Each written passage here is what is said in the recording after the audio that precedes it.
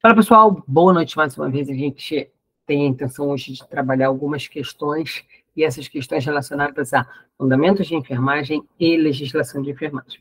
Para o concurso de Maricá e para qualquer outro concurso, fundamentos de enfermagem é sempre o carro-chefe, sempre a matéria, né, o ponto de matéria que mais cai nas provas, tá? Então é importante, se o concurso não traz uma referência bibliográfica, você estuda por aquilo que é o mais atual que vai ter no concurso. Se o concurso trouxer uma referência bibliográfica, você estuda por aquela referência bibliográfica. No geral, as informações são bem parecidas e os assuntos, os temas, no sentido de sendo, né, se tratando do concurso que é para a prefeitura e tudo mais, muitas vezes segue o mesmo padrão, o mesmo modelo. E aí a gente vai trabalhar algumas questões que propositalmente eu trouxe e deixei ela aqui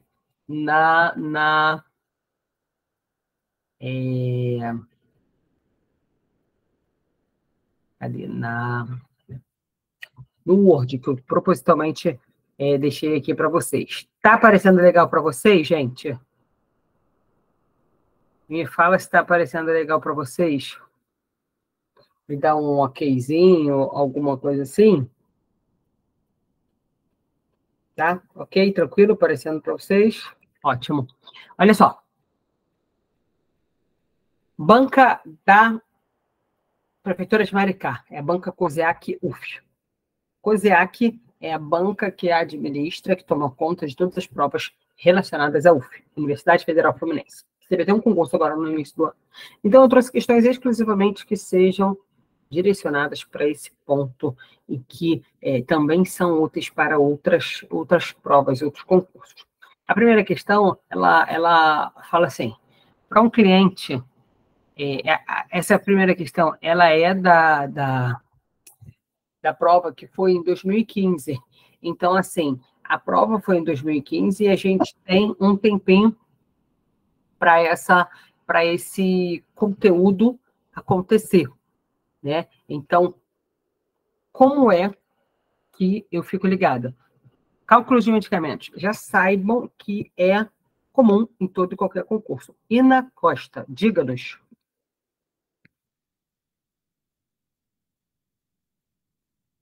Levantou a mão sem querer.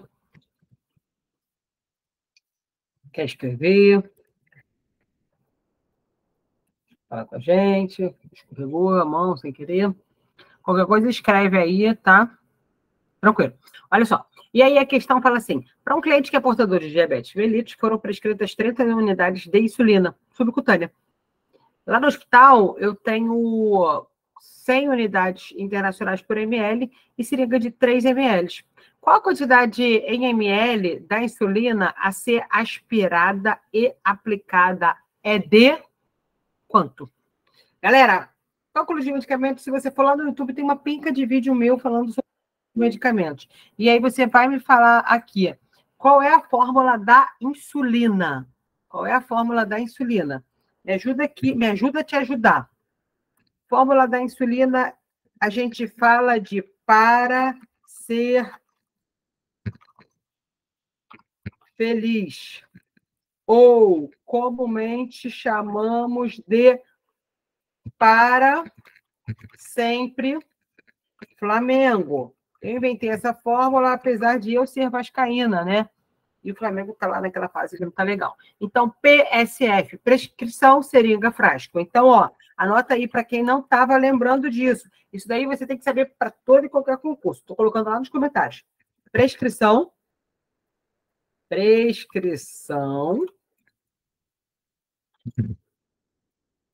Pzinho de prescrição. S de seringa. F de frasco. E aí, como é que eu vou montar essa questão, Fernanda? É simples. Como é que a gente vai trabalhar essa questão? Prescrição vezes seringa dividido pelo frasco. Ó.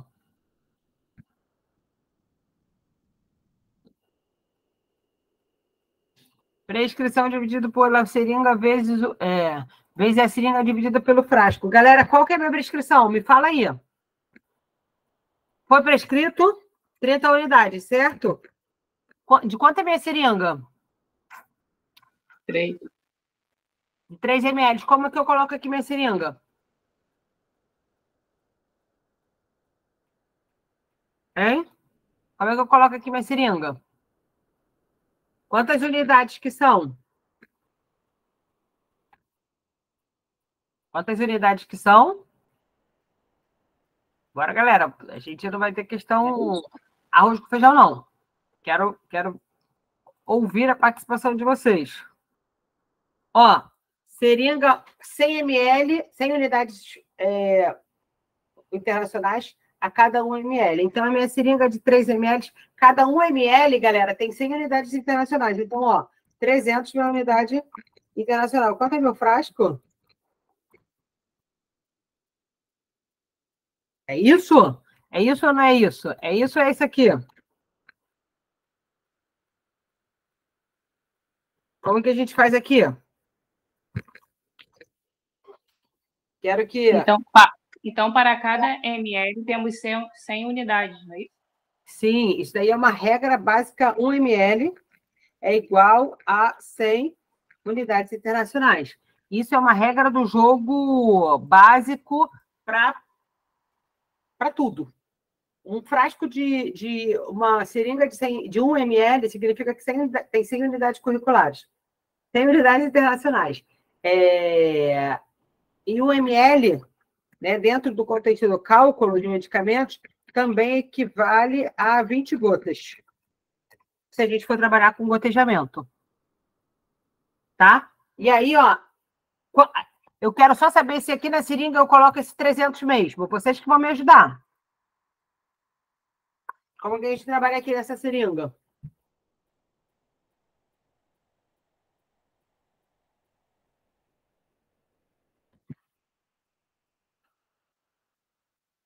Seringa de 3 ml.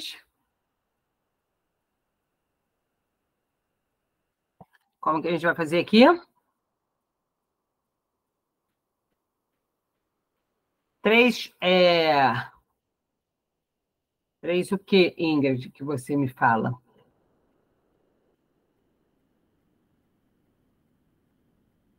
Como que a gente faz aqui?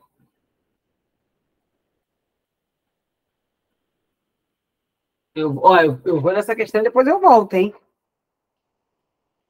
Se você for 30 vezes 300, qual o valor de 30 vezes 300?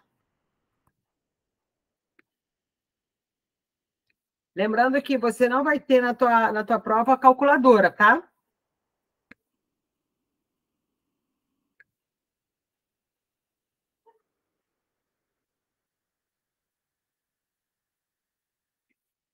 Quem vai opinar? Quem vai? Quem vai? Quem vai?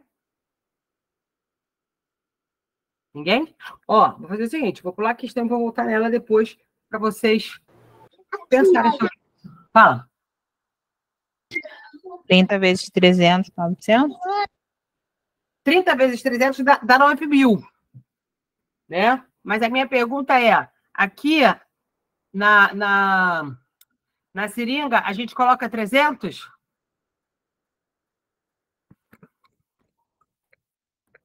Vocês devem ter dado uma olhada aí no gabarito, na folha.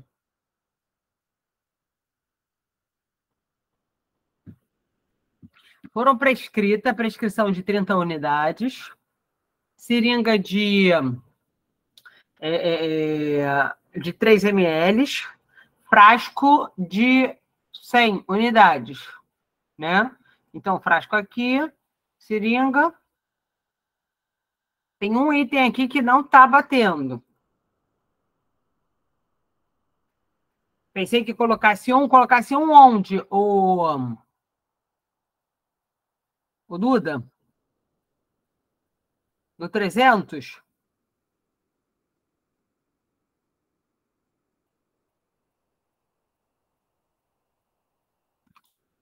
Porque se refere a seringa. Será que é 30 dividido por 100? 30 dividido por 100 vai dar? Ó, olha qual é o gabarito. 0,3? Que é o gabarito? Gabarito letra D. Correto? Tá correto, Duda. Seringa aqui de 3 ml, mas se refere a uma seringa. Então, por isso, essas unidades de medidas aqui, para essa questão, não servem. Mas elas servem para questões onde a gente precisa dessa comparação. Tá? Por que eu trouxe essa questão para vocês? Para vocês perceberem que eu preciso ficar ligado, porque a UF vai trazer questão de cálculos sem dúvida, mas vai ter uma questão ou outra que eu vou ter que pensar um pouquinho mais sobre como eu vou executar. Aí a gente parte para a segunda questão.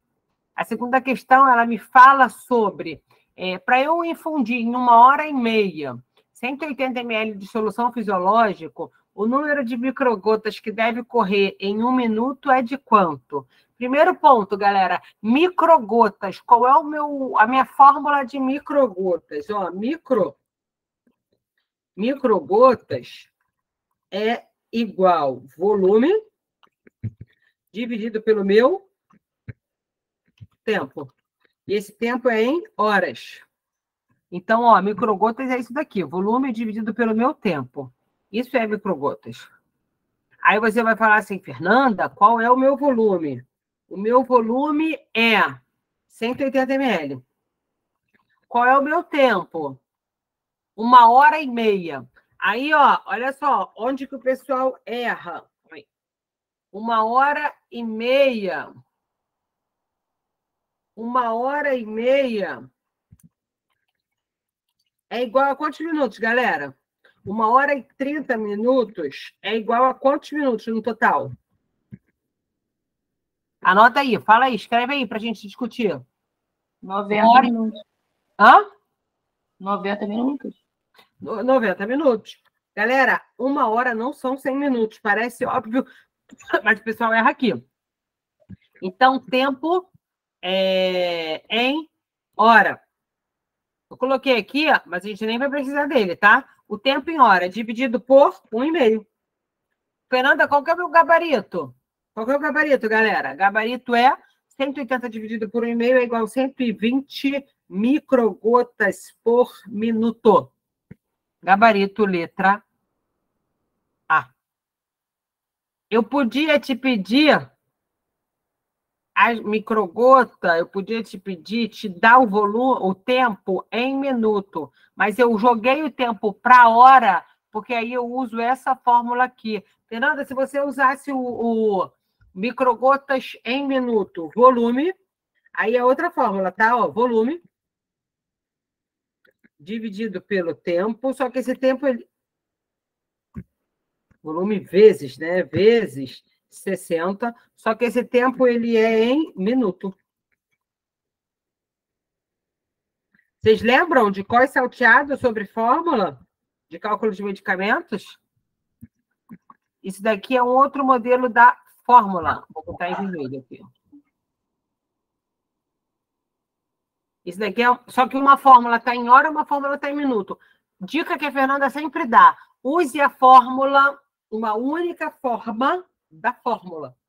Eu sempre uso, eu gravei a fórmula em hora. Tá? Se eu precisar converter para minuto, se eu receber em minuto, eu vou jogar para hora.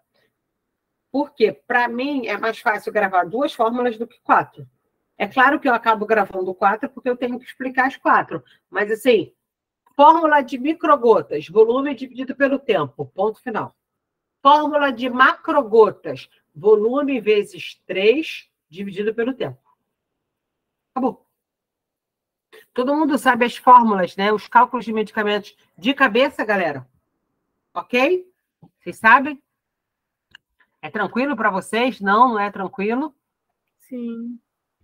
Acertaram aí essas 2 questões aí?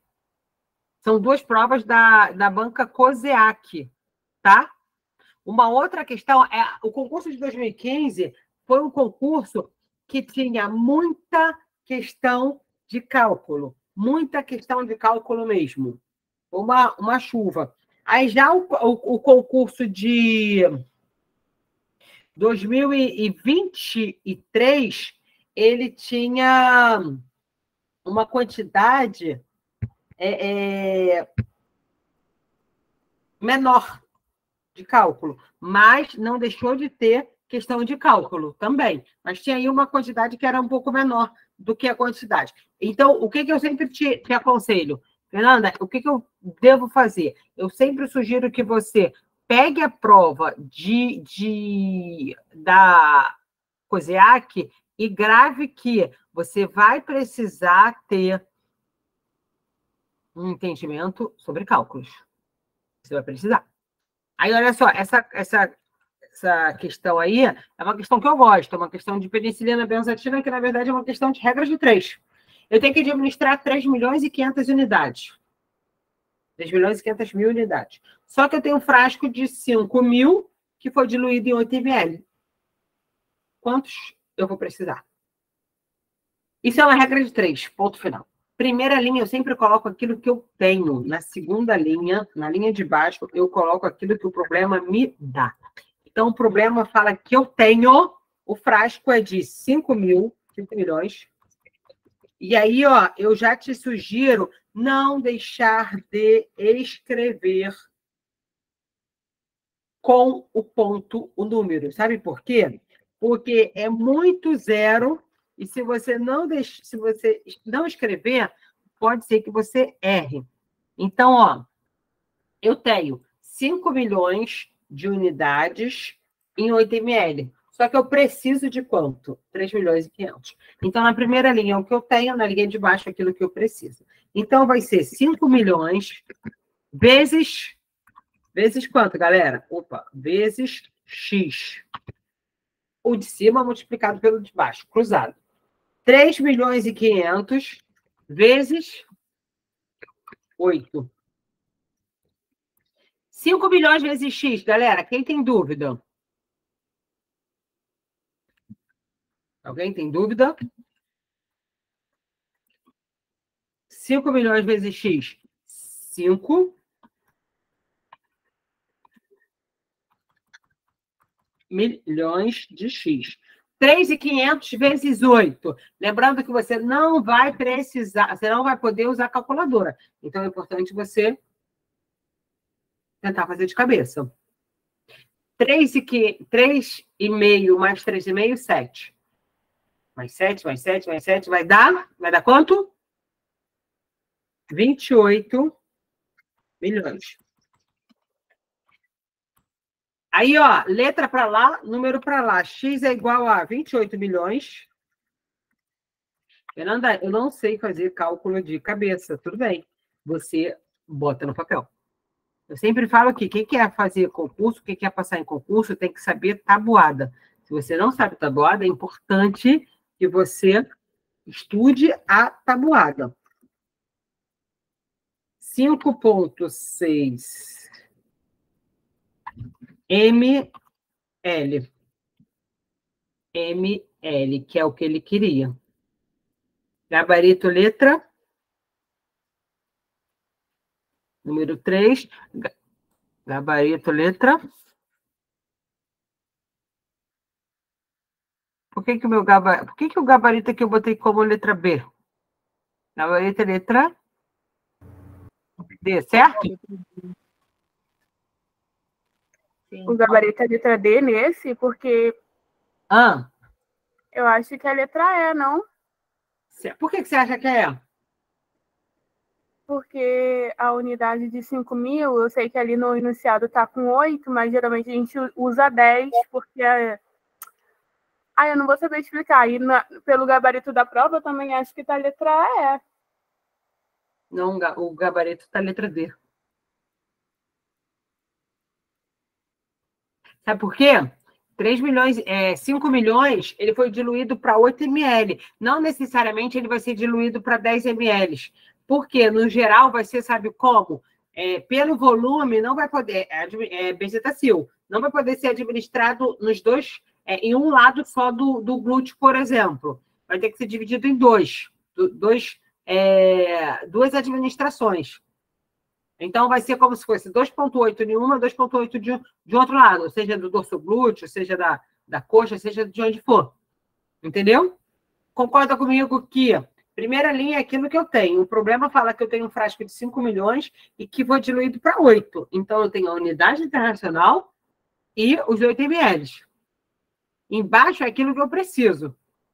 Eu preciso de 3 milhões e 500. Aí ele quer saber o meu volume.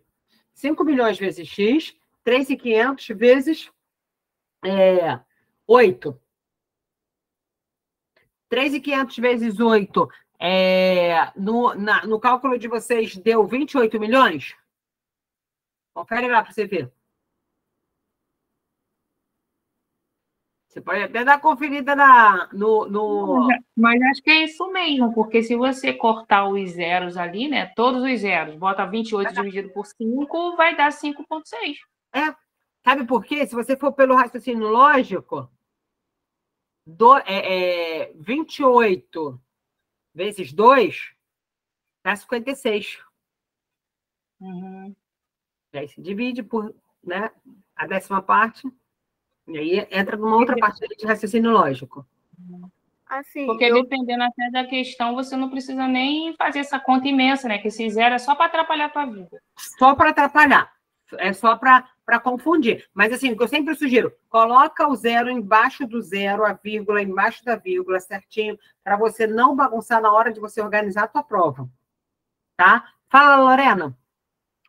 Não, é porque eu até dei uma verificada aqui no gabarito. O gabarito realmente, a não ser que depois tenha dado uma errata e eles tenham corrigido, mas o gabarito está letra E. Letra E. Mas olha só. 7. Não, porque, tipo assim, geralmente quando é assim, eles colocam a unidade de Will barra ml, sei lá, barra 8 ml. Eles não colocaram isso, colocaram porque foi diluído em 8 ml. Aí eu achei que era aqueles que geralmente quando é 5, tem 2 em pó e 8 em água, não é? Que forma os 10? Ou eu tô falando besteira? É porque assim, a gente entra na questão da concentração. Ah, mas né? enfim, eu consegui entender aí o que você... Entendeu a lógica? Depois, Entendi. não tem problema se a gente olhar o gabarito estiver diferente, a gente falar. Só que, se ele está falando que foi diluído em 8, se ele não estivesse falando, a gente ia subentender. Igual se tivesse 5 milhões por ml. Se tivesse assim, eu vou até botar aqui de vermelho, porque não estava assim. Aí eu sei que se refere a cada 1 ml. Ou algumas vezes vem assim, né? Já viu assim? Sim. Né? Mas aí ele fala que esse frasco ele foi diluído em 8 ml. Então, é como se ele tivesse aqui, ó, 8 ml. 8 ml. Tá. Entendeu? Aí, o que é importante a gente entender é o modelo do raciocínio lógico para a regra de 3. E, assim, a UF pede cálculo de medicamentos. A coisa é não esqueça disso, tá?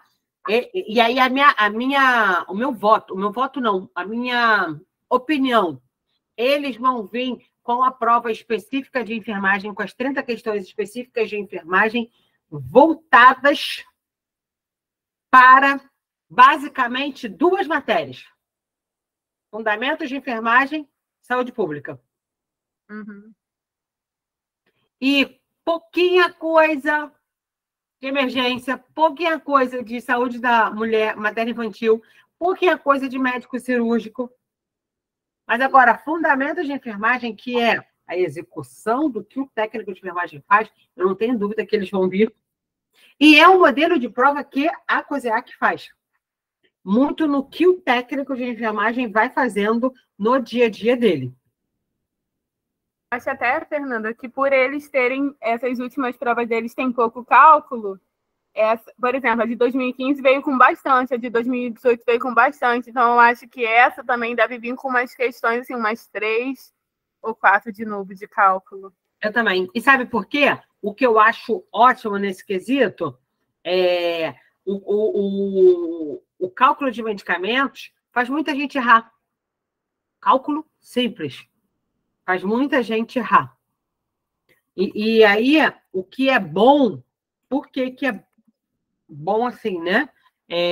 Vocês entendem, né? O bom é que vocês acertam tudo que os colegas não acertam e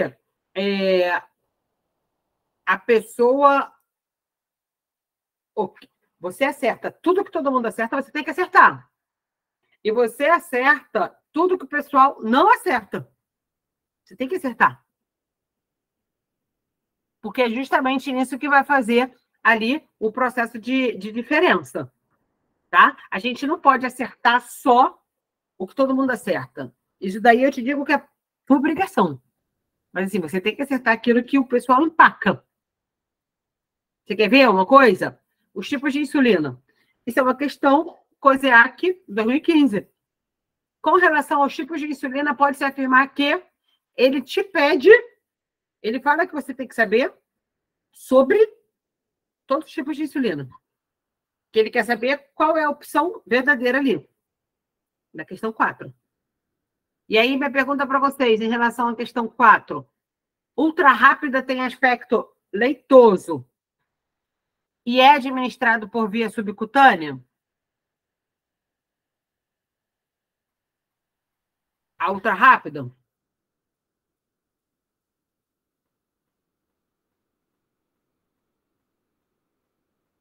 Vou deixando vocês falarem aí também, alguma coisa.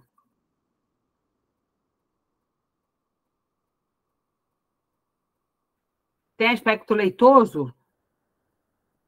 A ultra rápida é a que a gente chama de Lispro.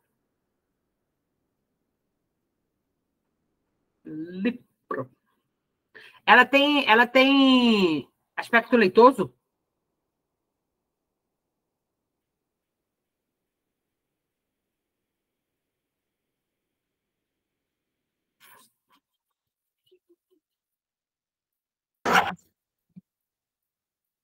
Eu vou deixando vocês. Tem. Eu vou deixando. Vocês fazem uma cara que a gente fica até com dúvida de falar e falar errado. Não, mas é para opinar, é para falar. Olha só, ela está perguntando, a ultra rápida, né? Tem aspecto leitoso e é administrado por via subcutânea. Aquela que a gente quer que o efeito dela. Essa ultra rápida, deixa eu até escrever aqui para vocês. Essa ultra rápida, a gente chama ela, né? A gente chama ela de Lipro ou Lispro, tá? Deixa eu anotar aqui para vocês. Por quê? São coisas que às vezes a gente não viu falar. Tá vendo que ali ela não está escrito Lipro, Lispro? Ultra rápida. Ultra rápida. Também, eu vou escrever tudo em caixa alta, tá? Chamada de Lipro ou Lispro. Anota isso no teu. Agora, tem um aspecto leitoso, mas ela...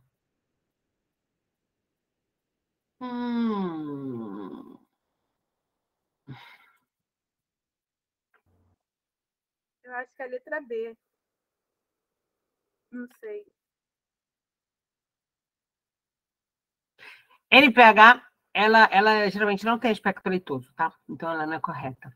NPH de ação rápida e deve ser administrada de forma subcutânea. NPH é rápida, gente? NPH.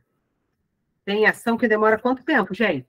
Ah, deixa eu só botar aqui. Essa Lipro, ela tem ação começa em 10 minutos. Média, tá? Minutos que saiu. Mas ela é rápida. A NPH, ela vai ter um tempo mais demorado de ação. Eu vou fazer um quadrinho, né, para mostrar aí para vocês. O início da ação da NPH geralmente começa entre 1 e 2 horas, tá? A gente fala que ela tem uma ação intermediária, ela não é uma ação logo de cara, tá? É muito comum ação intermediária. Minha sugestão, imprime as questões e vai enchendo de anotação. Fernanda, mas eu já vi isso de cor e salteado. Vai anotando, vai reforçando na tua cabeça, para você se envolver, tá? Diabetes mellitus, hipertensão arterial, para quem vai fazer prova de prefeitura, não tenha dúvida que isso vai cair. Isso é mais do que problema de saúde pública. Isso pode cair questão desses dois temas: saúde pública, clínica médica, clínica cirúrgica, legislação de enfermagem, fundamentos, esses dois pontos, que toda hora acontece. Regular, tem aspecto transparente e cristalino e pode ser administrado por via endovenosa. Regular, ela tem uma ação rápida no sentido de ela começa a agir, em média, ali 30 minutos, tá? Deixa eu... Só um regular... às vezes, a NPH, ela dura 24 horas, tá? A modelo de ação dela. A regular, ela tem aspecto transparente e cristalino e pode ser administrado por via endovenosa, intramuscular e subcutânea. Fala, Aline.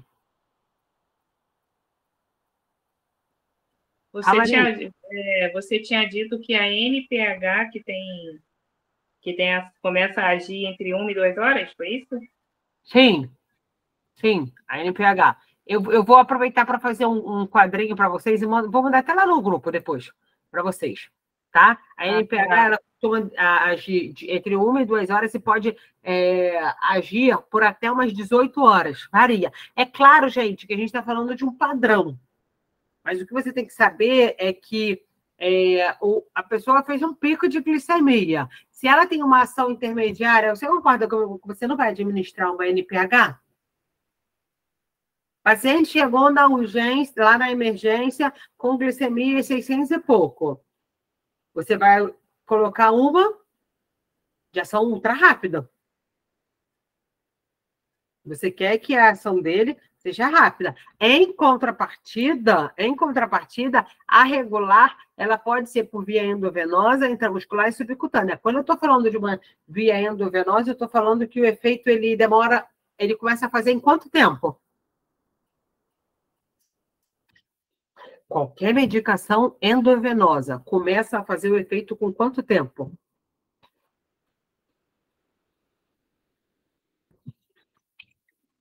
Será que começa a agir logo, imediatamente? Início de efeito imediatamente. Regular, dependendo do contexto, é solicitado para fazer na intravenosa.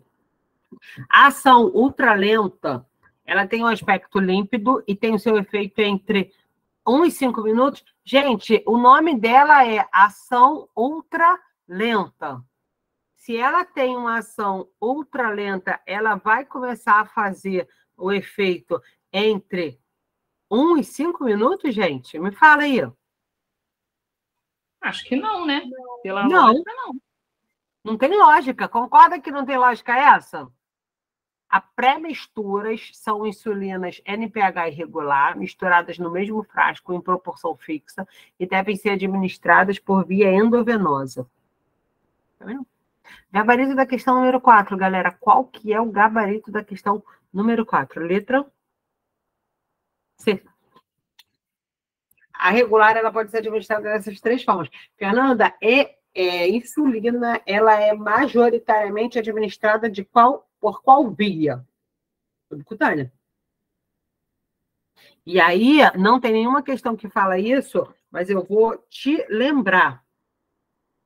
Ó,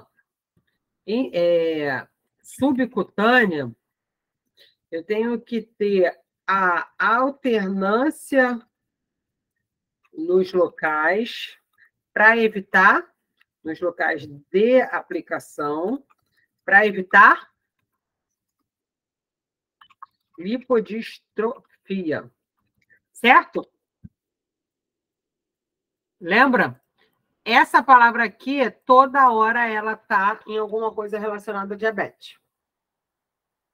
A alternância dos locais. Ali. E tal. Eu fiz um tratamento de saúde eu tive que tomar uma gama de injeção intramuscular, subcutânea. Não tem muito tempo isso, não. Muita injeção subcutânea, muita injeção subcutânea. E aí, o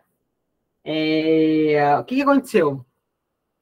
Eu mesmo aplicava, tranquilo. Até aí, tranquilo. Praticidade. Onde eu aplicava? Barriga. Alternei, era todo dia. Alternei, porém, não saía da barriga. Não gostava de aplicar no braço, perna, nada. Galera, é um negócio muito doido. Eu dei mole, eu não tirei foto, agora já sumiu. Eu fiz lipodistrofia. Olha a casa de ferreiro espeto de pau. Porque era o lugar que menos me incomodava para aplicar, né? E eu mesmo conseguia pegar a caneta, visualizar, né? Tem pessoal que fala, não, eu aplico intramuscular em mim. Eu não aplico intramuscular em mim. Eu tenho medo. Eu tenho medo da hora H da agulha entrar. Mas isso é uma outra questão particular. O que eu estou falando é de subcutânea, o grande foco é alternância dos locais de aplicação, para evitar o quê? A lipodistrofia. É um calombinho que às vezes muitas vezes gera um hematomazinho, que é importante a gente fazer essa alternância. E aí, desculpa, e aí eu já prometo para vocês, já vou anotar aqui, para enviar o quadro de insulina para vocês. Vou enviar no grupo. Tranquilo? Bora para a questão 5. Ai, meu Deus do céu, outra questão. Ó, foi prescrito 100 miligramas de aminofilina, diluído em 50 ml de soro glicosado a 5%. Só que lá na unidade tem ampola de 10 ml com aminofilina a 2,4. A quantidade de aminofilina a 2,4 que deve ser administrada é de... Como que a gente faz esse cálculo aqui?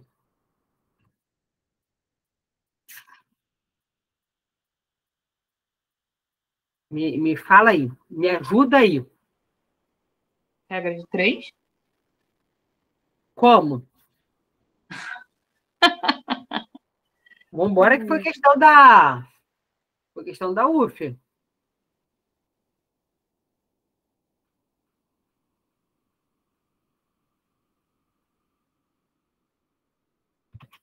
E teve até silêncio no céu. Espera aí, Fernanda. Quero que vocês pensem. Eu tô operando. Igual quando os alunos no presencial falam, calma, Fernanda. Não, tudo bem, eu tô calma.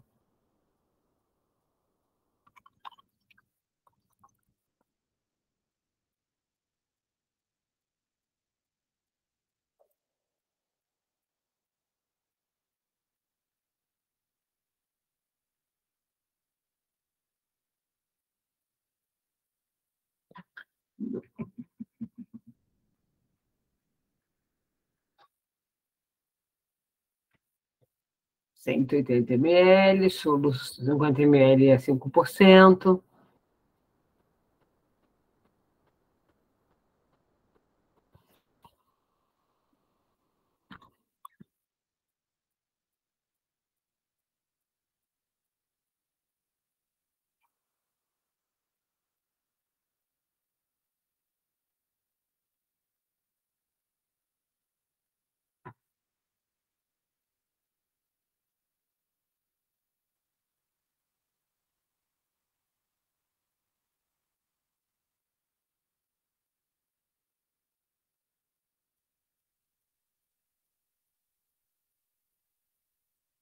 Vamos?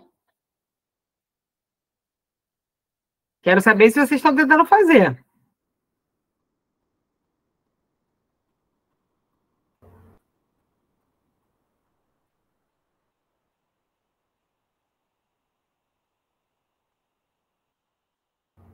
A gente vai fazer. Eu não sei se está certo. Espera aí.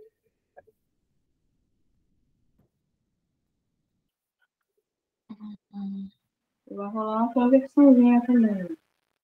Vai. Porque tá ml, que é em mililitro. Ai, ai.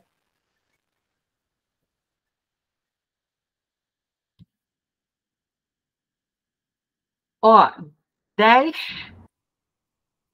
A gente faria a conta normal, a regra de 3, e depois transformaria em... Ai, não sei.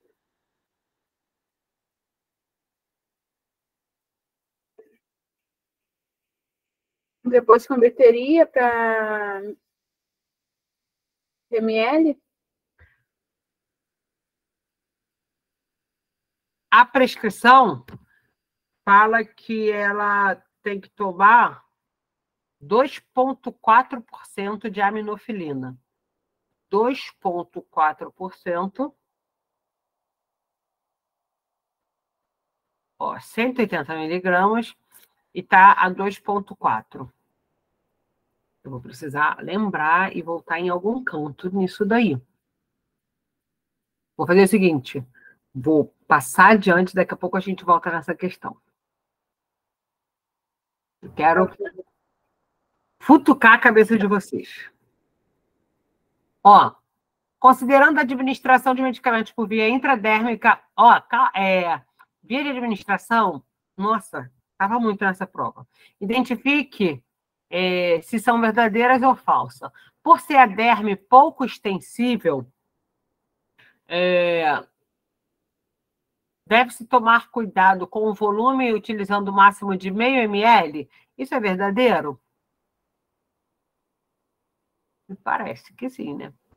Segundo, essa via é bastante restrita e normalmente o local não era para ficar amarelo. O local para ser utilizado é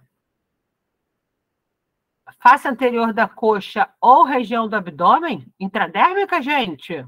Opa! Não. O ângulo de aplicação de 10 a 15 graus e a agulha deve ser calibre 13 por 3,8, 13 por 4, 13 por 4,5? É uma via utilizada com frequência na utilização de vacina, anticoagulante e hipoglicemiante? Opa, não. Isso daí Não, é. Então, gabarito é a letra. Essa questão 6, gabarito é a letra D. Verdadeiro, falso, verdadeiro, falso. Tranquilo? Ó, verdadeiro, falso, verdadeiro, falso. Percebe que ele está perguntando 4 coisas sobre a intradérmica? Perguntando não, né? Ele está falando 4 coisas. Uma parte era verdade, outra parte não. Ele misturou o quê? Uma coisa de subcutânea junto com... E é só para a gente ter atenção. Olha só, uma outra... Galera, tudo isso é questão de 2015, eu não tirei nada da minha cabeça. Na administração de medicamento por via intramuscular, não se deve utilizar a região dorsoglútea. Dorsoglúteo é o bumbum. Não se deve utilizar a região dorsoglútea em quem? Obeso, idoso, criança menor de 2 anos, principalmente aquelas que não andam. Criança. Pessoa com embolia. Adulto jovem, o quê? C? Crianças, é. Gente, aí não tem dúvida, certo? É só você pensar nas injeções, nas vacinas ou injeções intramusculares que os bebezinhos tomam, geralmente é onde? Vasta lateral da coxa. Mas a gente tem uma observação. O livro fala que o local na intramuscular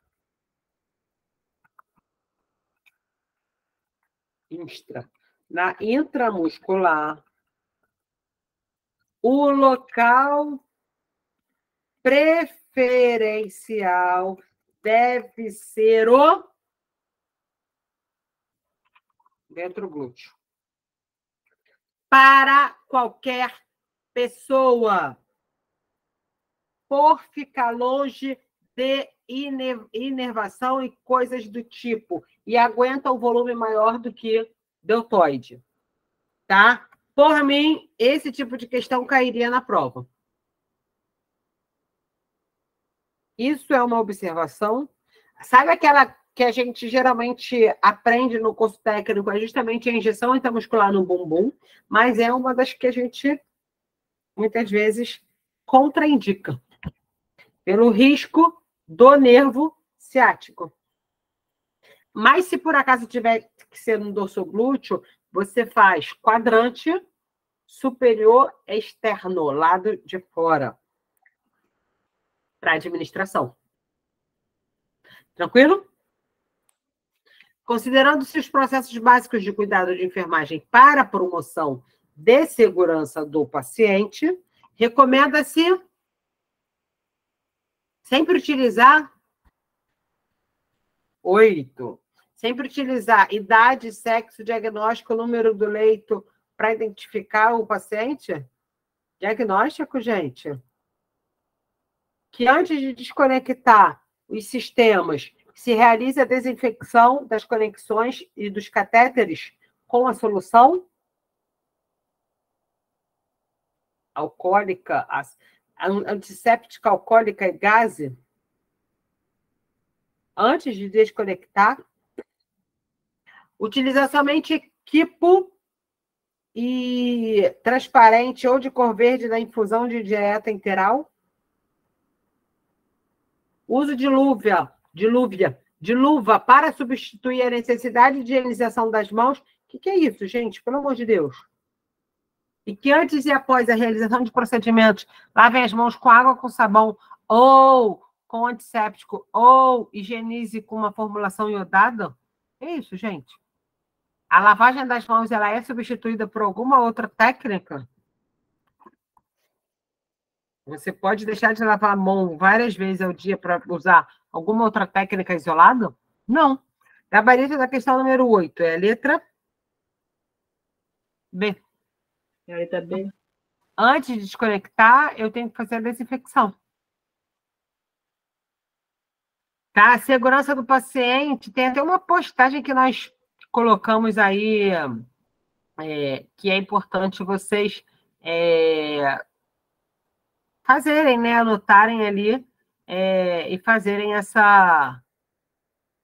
pegarem essas informações que vão ser úteis aí para vocês. Então, ó, questão número 8. Agora a gente... Cadê, meu Deus do céu? Agora a gente vai para a questão número 9. Ó, em relação... Olha só, a questão, se você for olhar, é uma questão simples. Em relação à verificação da pressão, é correto afirmar que recomenda-se manter o braço do paciente esticado e na altura do coração, livre de roupa, com a palma da mão voltada para baixo. Palma da mão voltada para baixo. A posição recomendada da gestante é deitada.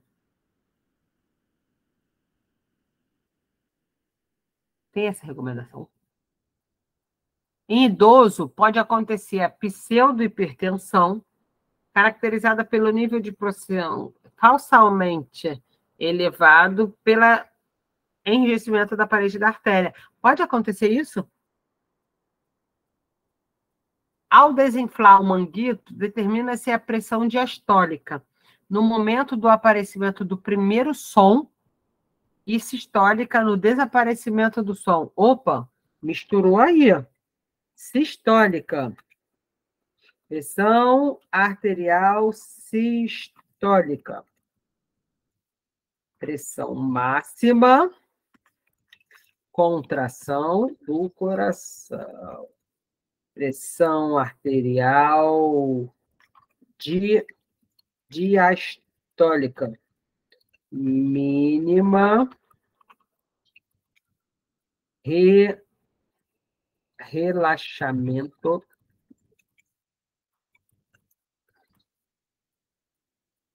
nótico. Deve-se posicionar a campânula do estetoscópio suavemente sobre a artéria radial, evitando compressão excessiva. O estetoscópio geralmente fica na artéria radial? Geralmente fica ali na artéria braquial. Então, o gabarito da questão número 9, geralmente, a gente tem que ter um certo cuidado, porque o idoso enrijece a parede da artéria, aquele processo daquelas placas de arteriosclerose e aterosclerose, aquele enrijecimento todo da parede das artérias. Aí você acha que a pessoa está com a pressão alta, mas não é exatamente, é porque está rígido pelo processo do envelhecimento. Percebe que ele está te pedindo uma questão sobre verificação de pressão arterial. Aí você tem que lembrar aquela parte teórica da verificação? Sim. Precisa lembrar. Tá? Isso daqui é um item que eu sou apaixonada, que é biossegurança. NR32, que fala sobre geração de resíduos dos serviços de saúde. Então, olha só, biossegurança a gente sabe que é um ponto que a UF toca. E outra coisa, esse ano de 2023, na prova, vieram várias questões falando de biossegurança. Letra A. Os recipientes existentes na sala de cirurgia e do parto não necessitam de tampa de vedação? Olha onde ele está. Sala de cirurgia e parto. Precisa de tampa? A segregação dos resíduos, segregação você vai anotar isso no cantinho. Separação deve ser realizada fora do local onde são gerados? A segregação ela acontece no local onde é gerado. O saco utilizado para acondicionamento deve ser resistente e preenchido até a sua total capacidade? Não. Até 2/3 da capacidade. Isso daqui, ó, vou dizer para vocês, isso daqui pega muita gente dentro do local que foi gerado. Isso pega muita gente. Por que pega muita gente? Porque geralmente o pessoal não estuda sobre a NR32, que é biossegurança. Mas aí eu te pergunto uma coisa. Cai das provas sempre, tá? No serviço de saúde de pequeno porte é desnecessário a existência de local próprio para armazenamento externo de resíduo? Claro que não, gente. Claro que não. É necessário, é obrigatório, é necessário.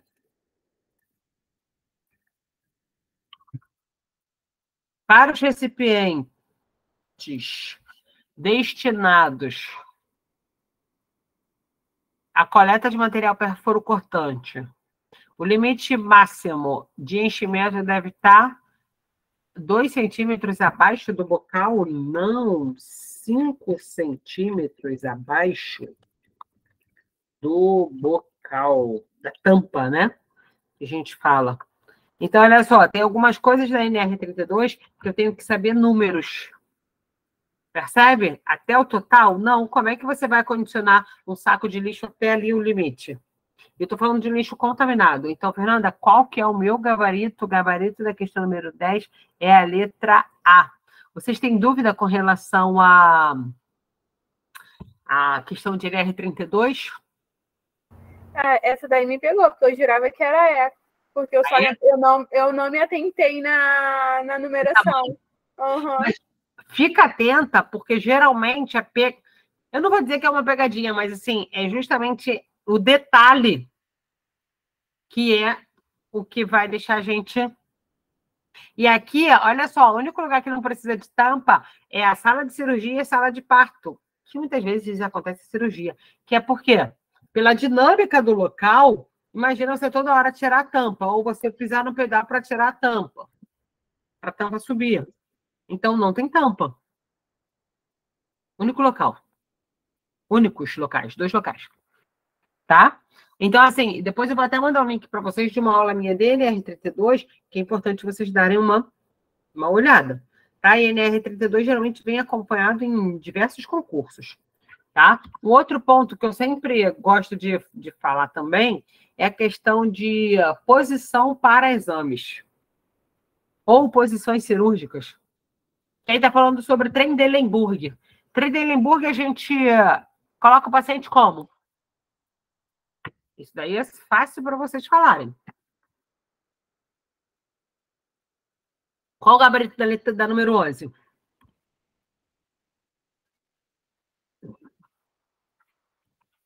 Fala, galera, qual o gabarito da número 11? É? Será que a letra E? Meu Deus. Tem certeza que é a letra E? Minha posição de choque? A gente fala que é posição de choque?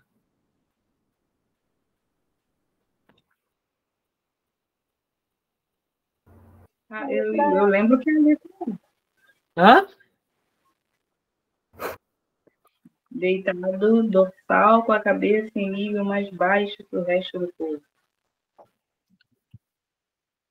Você lembra que o quê? Eu falei que eu lembro assim, que eu acho que é deitado dorsal com a cabeça em nível mais baixo que o resto do corpo. E aí, posição do choque, qual tipo de choque? Hipovolêmico? Sim. É essa posição mesmo. A cabeça um pouco mais para baixo do que o corpo. Para quê? Para fazer o retorno venoso acontecer na direção principalmente da cabeça e do coração. Não só em caso de choque hipovolêmico. Trendelenburg é uma posição. Existe uma outra posição, amiga dela, que é Trendelenburg reverso. Que é o quê? É o contrário. A cabeça mais alta, ó, Sim. deitado dorsal, com a cabeça no nível mais alto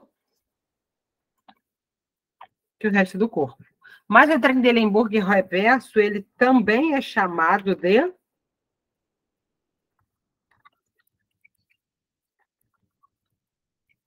Eu já falei com vocês, quem é meu aluno sabe, eu já falei com vocês que por mim tinha que ter uma questão dessa na prova, que vocês sempre esquecem. Trendelenburg reverso também é chamado de proclive ou proclive. Lembram? Não lembram? Sim. Importante vocês terem isso na cabeça. Posições para exames. É importante você saber sobre isso. Tá? É importante você saber sobre isso. Cateterismo vesical. A fixação da sonda no homem é na... Onde é que a gente fixa a sonda no homem no cateterismo vesical?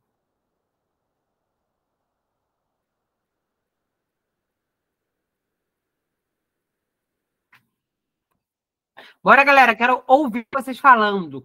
Quero ler a opção que vocês acham.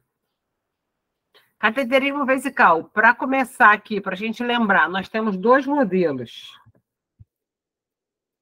Catéter vesical demora. Catéter vesical alívio. Catéter vesical alívio usou, tirou. Qual é a sonda que a gente usa? Catéter de demora vai permanecer. Qual o tipo da sonda que a gente usa? Sonda D no alívio, no alívio.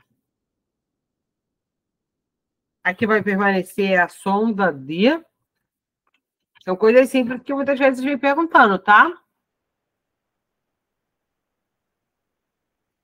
Bora, galera. Catéter vesical de demora a gente chama de sonda D.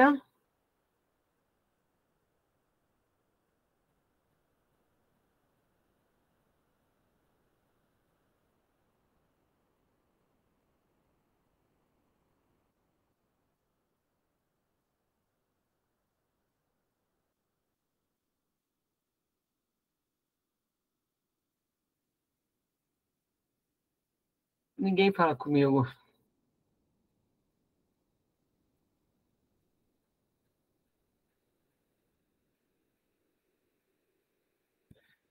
Isso que eu quero ouvir? Eu só quero ouvir isso. Catéter vesical de demora, a gente fala sonda de Foley. Foley não é Fowler. Fowler é a posição. E a sonda de catéter vesical de alívio, a gente chama de...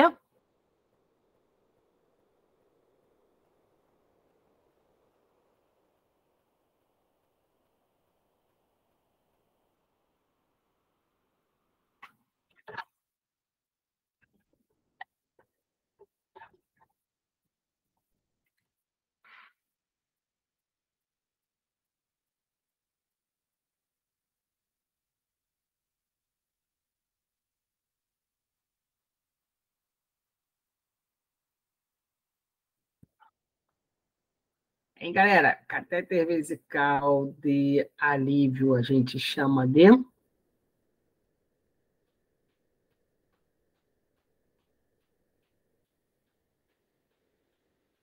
Gente, não tô lembrando aqui. Acredita? Não tô lembrando, não. Ah!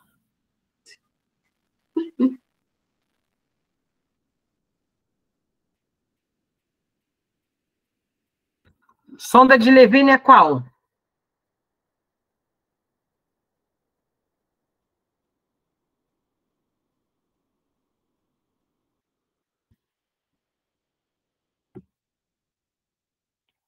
É para onde?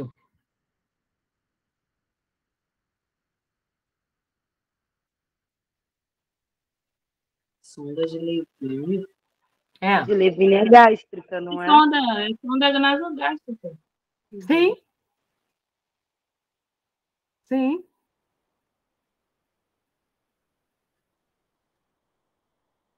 E aí a gente fala que a gente enxerga a sonda de alívio também como uma sonda de Foley? Ou não?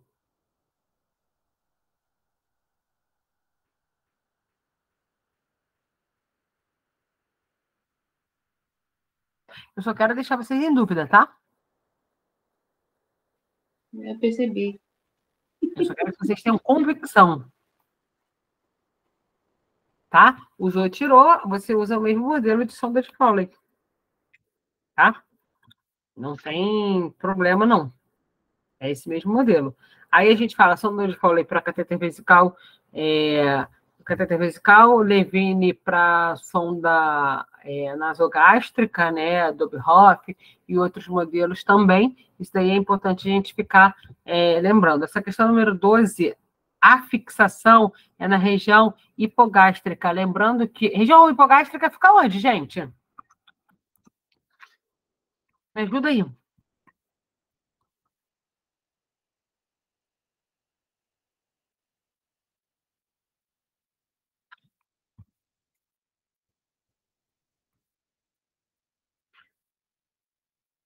Barriga, 9 quadradinhos, geralmente fica embaixo do umbigo.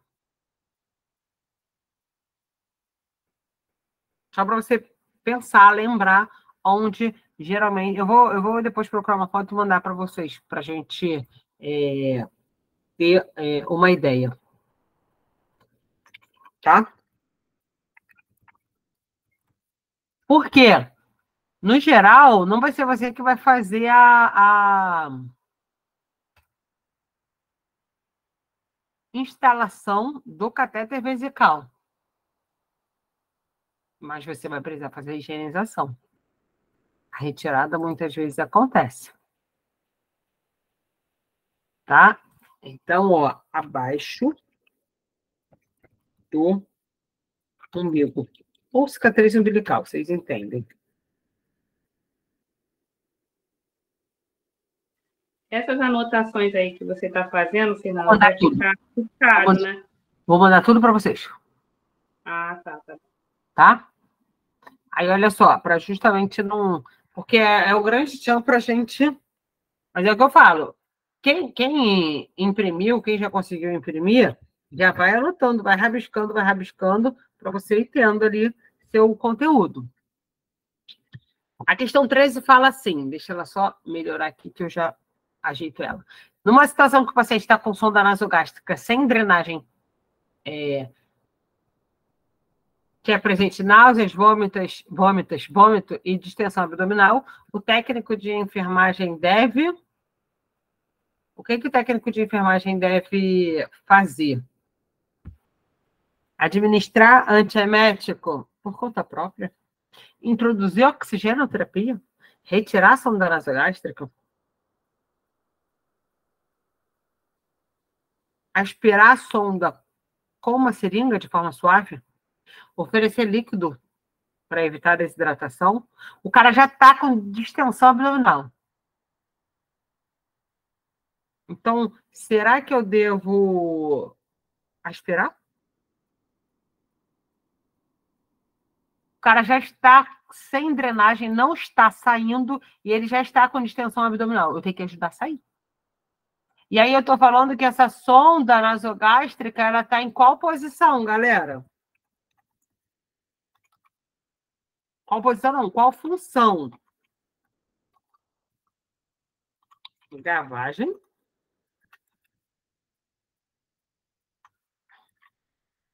Sifofagem. Saída. Secreção. Etc.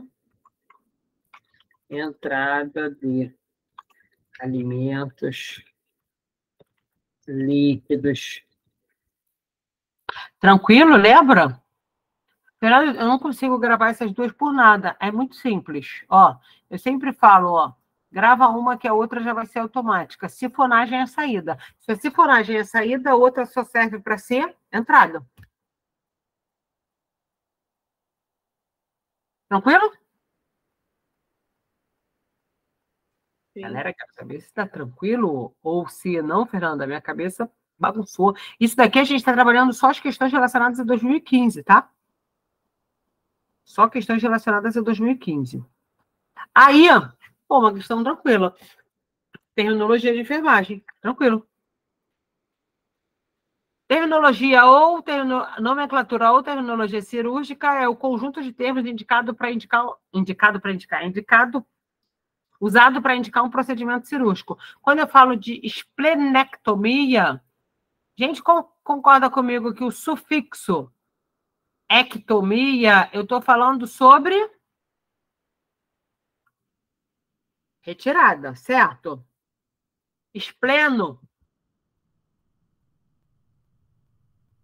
Caraca, Fernanda, eu não lembro do que é espleno. Sabe o que me faz lembrar do que é o espleno? Vocês lembram, com certeza, do termo técnico hepatoesplenomegalia. Aumento do fígado e do baço. Lembra? É um termo que sempre fica na minha cabeça, desde... Então, ó, gabarito da questão número 14 é quando tem a retirada do baço. Percebe só, Fernanda? Eu não sei o que é o prefixo, né? O espleno eu não sei. Mas se você souber o que é o sufixo, o que é o finalzinho ali, o ectomia, você já sabe que é retirada de alguma coisa. Abertura de cavidade abdominal, não é abertura. Correção de nariz, não é. Sutura do rim, não é. Abertura cirúrgica. Eu acho que a questão foi tão fácil que ela tinha que ter retirada de um outro órgão ali, pelo menos para te confundir um pouco. Isso é uma questão da COSEAC. É que mesmo que você, mesmo não sabendo, né, o que era, né, a pessoa tendo em mente aí a palavra que é retirada, vai procurar as questões ali, o que é escrito retirada. Por eliminação. E pior que não tem nenhuma questão para você ficar em dúvida. Uhum. Então, para mim, se torna uma questão muito fácil. Porém, que muita gente que não tem uma malícia do estudo erra. Importante a gente saber. Aí, questão 15. Essa questão 15, ela teve uma pequena alteração, mas foi da prova de 2015, mas é importante a gente trazê-la. Artigo 121, né, do Código de Ética, do CEP, infração leve, grave e gravíssima. Só que entrou a infração moderada, tá? Infração moderada. Foi incluída. É considerada infração gravíssima. O que é infração gravíssima, gente? Que cause dano patrimonial ou financeiro, que ofenda a integridade física ou mental de qualquer pessoa, que provoque dano moral irremediável em qualquer pessoa, que venha difamar as organizações ou instituições, ou que provoque perigo de vida. Questão de número 15. Questão de número 15, quando fala sobre infração gravíssima, ela usa como gabarito a letra C. Por quê? Dano irremediável.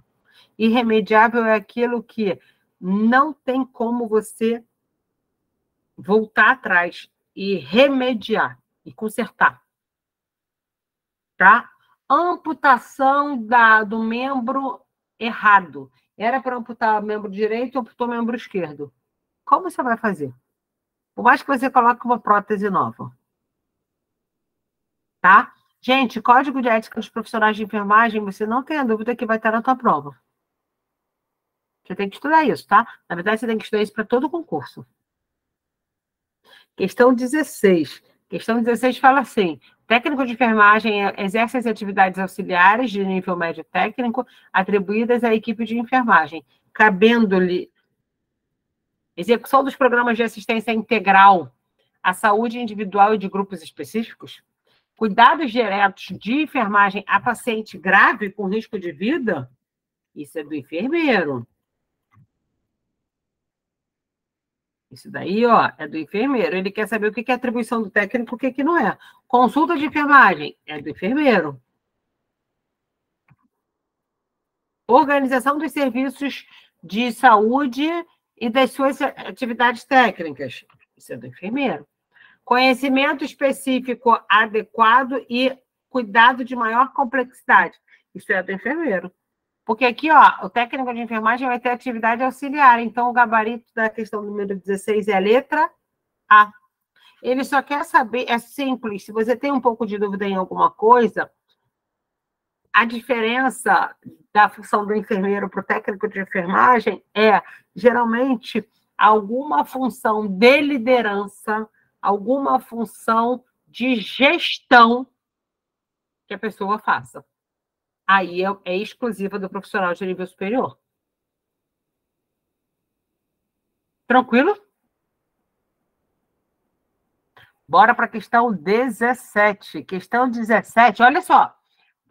Nós temos hoje aqui 33 questões. Praticamente a metade das nossas questões estão da prova de 2015. Essa segunda metade, mais ou menos metade, né? Da prova de 2021 e tem umas questões ali da prova de 2023. E aí, essa questão de 2021, ela fala sobre higienização das mãos, que é uma das principais estratégias na prevenção de infecção relacionada à assistência à saúde. O técnico de enfermagem deve realizar a higienização das mãos quando? Antes e após o contato com o paciente, antes e após a realização de procedimento, após o contato com o material biológico, antes do contato com o mobiliário e com equipamentos próximos ao paciente.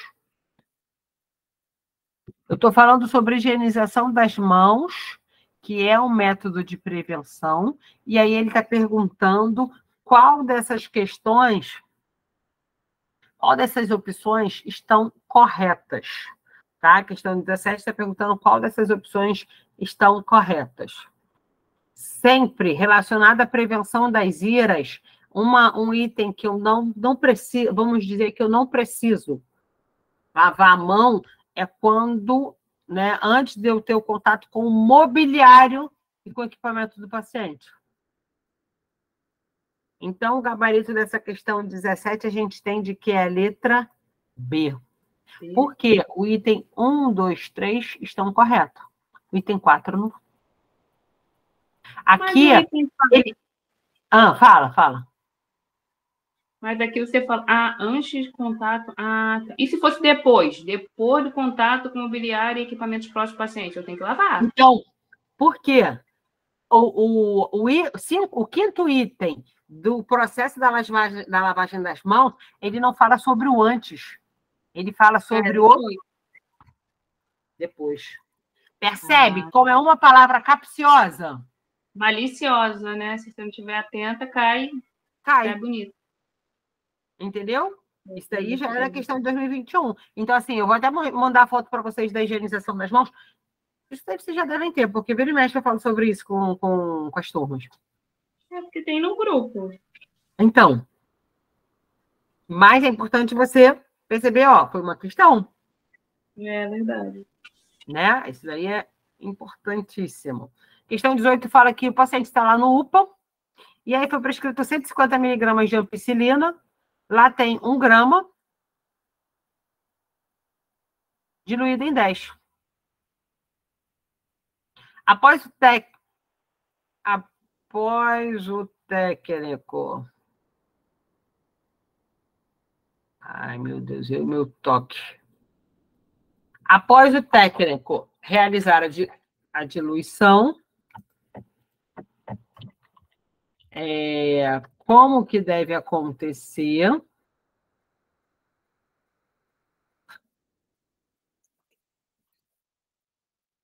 Vamos lá.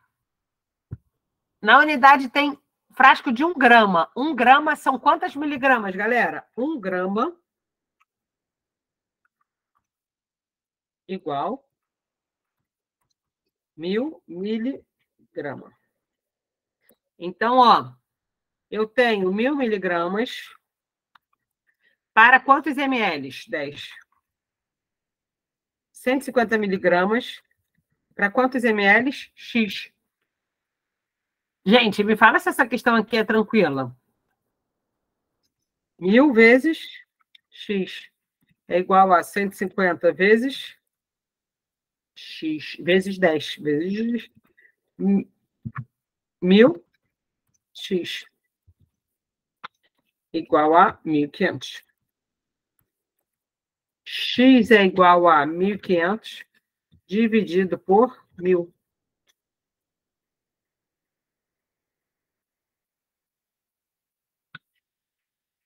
Igual a 1,5 ml. Tranquilo? Gabarito é a letra? Gabarito da questão 18 é a letra? É. Quero saber se vocês acertaram. Ó, isso daqui é da questão de 2021. Da prova de 2021. Tranquilo? Então, ó, bora aqui para a próxima questão. Aí começa uma parte que eu me amarro muito, que foi da... Eu acho que aí já começou a prova de 2023, eu não lembro exatamente. Eu vou lembrar daqui a pouco. Eu acho que não. Precaução por aerossol. Biossegurança, você tem dúvida de que vai cair na tua prova? Não tenha dúvida. É usada para pessoa com... É uma precaução usada para quem... Transmissão de infecção por via aérea. As partículas com mais de 5 micras. As partículas, elas... menores que 5 micras, né? Elas são leves. Elas ficam no ar assim. Somado a outras medidas de proteção, o EPI indicado para o profissional utilizar durante o atendimento ao paciente é o quê, gente? Me fala. Precaução por aerossol. Eu tenho uma máscara específica para o profissional usar. PFF2N95. E aí, olha aqui. Observação.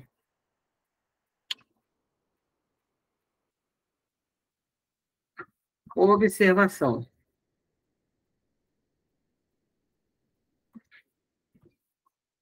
Para o paciente, durante o transporte, para o paciente, não, o paciente, durante o transporte, deve utilizar a máscara cirúrgica, mesmo sendo precaução por aerossol. O profissional deve usar máscara PFF2. O paciente, máscara cirúrgica.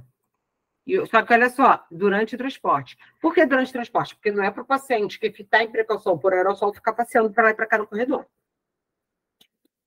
Aquela fotinho da Anvisa com as orientações, grava aquilo que não tem como errar. Porta fechada, porque a precaução por gotícula, a porta pode ficar aberta. A partícula do aerossol, ela pesa menos de 5 micras e ela alcança mais de 1 metro de distância. Porque ela é leve. A de gotícula, ela é pesada, ela é gordinha. Gotícula gordinha. Ela é gordinha, ela cai com 1 metro de distância. Então, te facilita gravar algumas informações que te ajudam nesse sentido. Tranquilo, galera? Me fala aí, tudo tranquilo? Aí agora a gente vai falar uma questão sobre precaução por gotícula. Percebe que eu começo a olhar a questão, vejo aquilo que pode ser uma palavra-chave e já desenrolo para você? Envolvo. O que eu estou marcando de amarelo é para você chegar na tua prova e se envolver. É uma palavra-chave da questão. E tinha a questão de cima, na mesma prova da questão de baixo. Uma sobre precaução por gotícula, outra por aerossol. Na mesma prova. Então, se esse fosse um item que você não soubesse, teria errado 2 questões.